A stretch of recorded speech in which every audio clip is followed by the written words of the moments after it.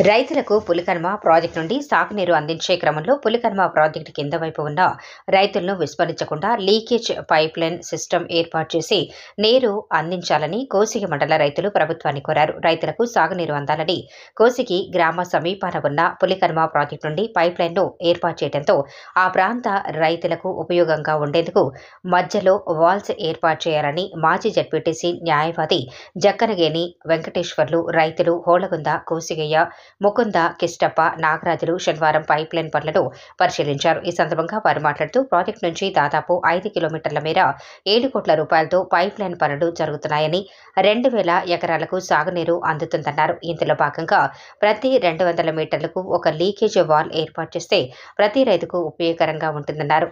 Pipeline పనులు పూర్తి అయితే ఆ ప్రాంత రైతులు వలసలు వెళ్లకుండా వచ్చే నీటితోనే 2 పంటలు పండించుకుంటారన్నారు.